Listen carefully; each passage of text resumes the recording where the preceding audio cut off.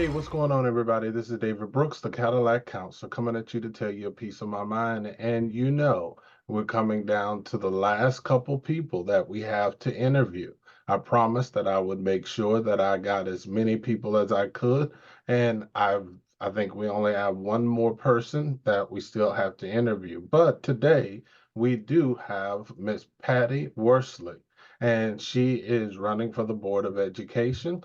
Sounds like she comes from a whole lineage of teachers. So I would love to know her opinion. But before I go into asking questions, I want her to introduce herself. So thank you so much, Patty, for coming on today. Thank you, Dave. Uh, I'm Patti Worsley, and I am actually born to be a teacher.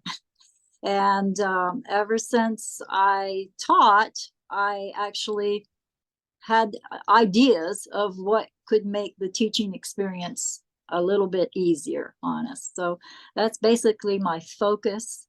But for the audience, yes, I am a product of a home economics teacher, and her mom before her was a second grade teacher, and her father before her was a superintendent of schools. And on my dad's side, I have aunts. He had sisters, all like three of them became teachers, and his dad was also a teacher. So here I am.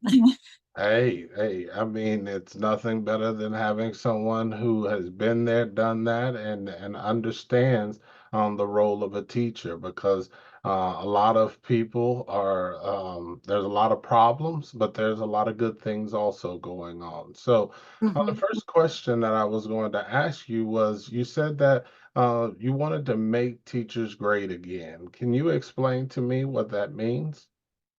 Sure. Um, Growing up with teachers, I realized how honorable of a profession that was. When my grandma passed, she actually had students come. She taught second grade. She had students that came that had kids that also had her, and they came to her funeral and paid the respects, and there was more than probably 10 that attended that, and it was like, wow, to make an impact like that is really pretty cool. My mom, the same thing. Although she taught home economics in high school, I got quite a few cards from her past students that, might not have kept in contact with her, but when they saw that she had passed, they were like, hey, she really made an impact on my life. So when I went to school and became a teacher, I was pretty, well, let's say, surprised that yes, I could make an impact with the students, but one of my very first days that I was at my profession as a first grade teacher, I was walking my children down the hallway, and the principal came running out and smacked the ruler against the wall and told them they had to line up. And I was like, whoa, that's pretty rough for a first grader. And this is my boss. And so I was like, maybe you just want us to look good rather than learn. And I kept getting that. I kept getting that every time, every year that I taught. It just seemed like they were more in the line of looking good, like testing good, and not really respectful of what the teacher had learned is what I felt like. So my idea is to let's start respecting the teachers, because every single teacher out there, I am sure, has the idea of teaching and making an impact on children, just like my grandma and my mom did, and helping. And so they got to let us do that. And I'm sure that I can come up with a few ideas that would allow for that, rather than just having the test scores show something, or and just teaching to the tests and zooming through the curriculum.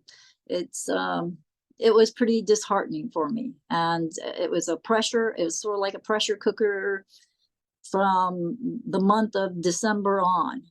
You got to get through so many things, and oh, what do you do with the children who aren't learning as fast as the fastest learners are? It was just something that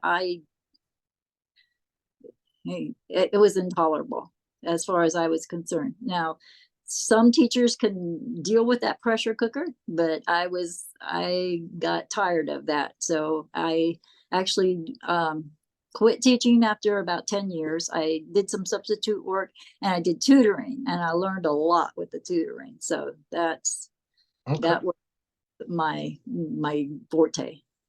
So what would you implement to make the teachers' lives better? Well, what I would like to implement is that we give every student IEP, which is a individualized education plan. I taught 2 years on a special certificate in special education, and that to me was like the ideal scene. Besides the tutoring, tutoring, I could do a specialized learning plan for everybody.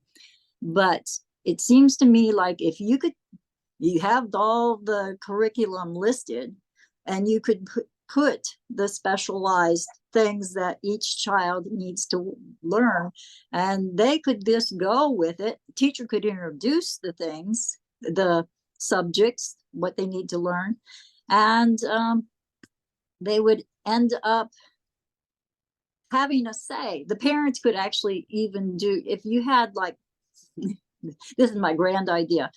If you had like a check sheet of what you needed to do, and you got it introduced, then the teachers introduce it. Then the child could take it home, and the parents could practice it with the child. Teacher could review it, and then there could be the test. And if the child could perform what they had learned, then they could go on to the next thing. I think that would be the ideal scene for every child and for the teachers, because the teachers would still be teaching, but they'd have their hands on and making sure, and also it would include the parents. So they would have to check off where they practiced it, and be able to vouch that their child had practiced it. Well, if everybody had an IEP, that's going to cost a lot of money. Where do you think we can find some room in the budget to even get better teachers, or pay a higher salary to get better teachers? Where where could we go in the budget to get that? That's a very good question. And that would be something that I would have to look over the books and everything else to see what could be eliminated and what could be more used in a better way. I think that actually, I think that if you did an IEP, they already have the curriculum. You just need to put a little line beside each item that's on the curriculum. They state whatever it is that the child, what level they're at, and they just keep on introduce, review, check it off. Gotcha, So gotcha. might be a little more on the office workers, and maybe they might need some more printers or something. But other than that, I don't see any big expenditure on that. Okay, okay. Um, what would you say about classroom, maintaining a respectful classroom? What could you bring to the table to help with that? A respectful classroom, I'm glad you asked that. That's one of my things. In 1948, there was a declaration, a universal Declaration of Human Rights written by the United Nations. And when I read that, I didn't learn it whenever I was growing up.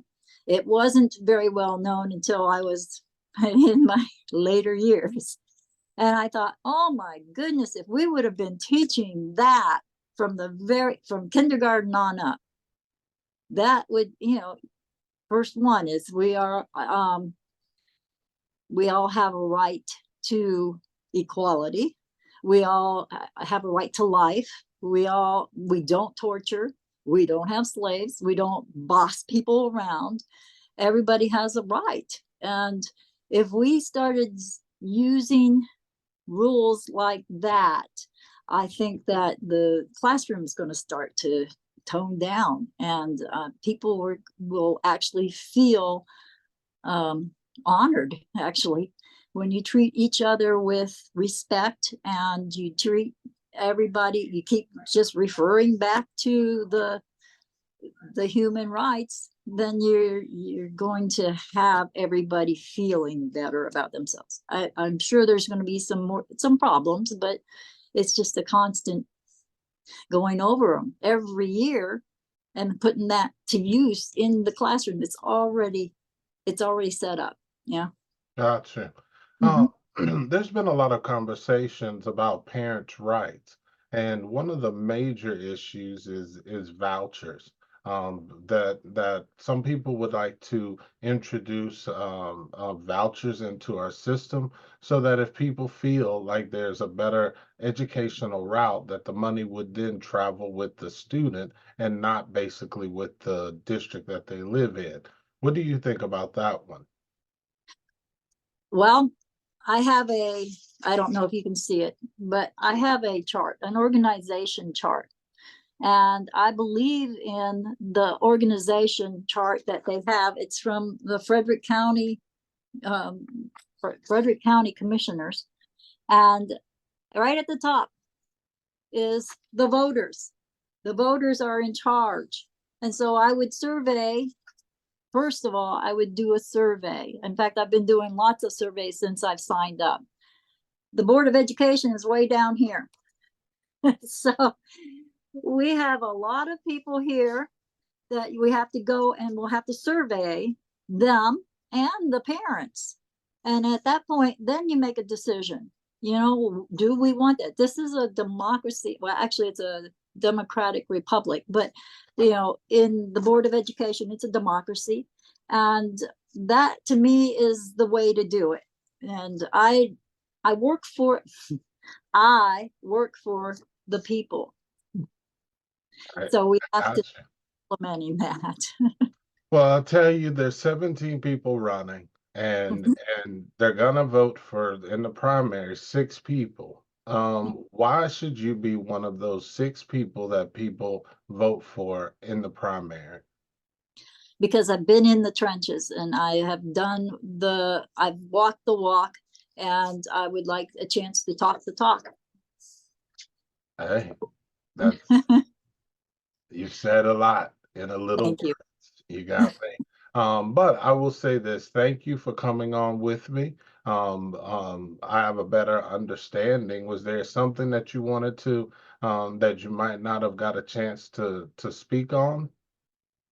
Well, there is a little thing that goes along with the idea of having every child on an individual education program, Okay. and that um, all of learning is based on words. And if you don't understand that, the basic building block of education and learning, then you really have missed the boat, and that's so I am very, what do you call it? Confirmed in the idea that we have to understand every word, even the little words. Like they give the children sight words like was, be. What do they mean? And let alone what does science mean? Mm, What is the definition of arithmetic?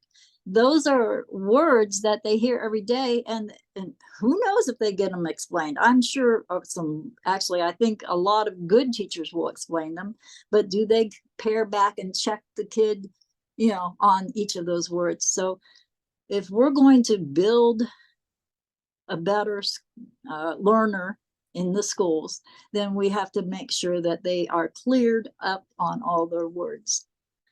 Well, I thank you very much for coming on the interview with me. Well, And, thank you very much. and I just wish you good luck in giving it Thank you. all that you can, because it will be a lot. Yes, I'm sure it will be. Thank you. Well, thank you very much. Okay. All right. Bye-bye.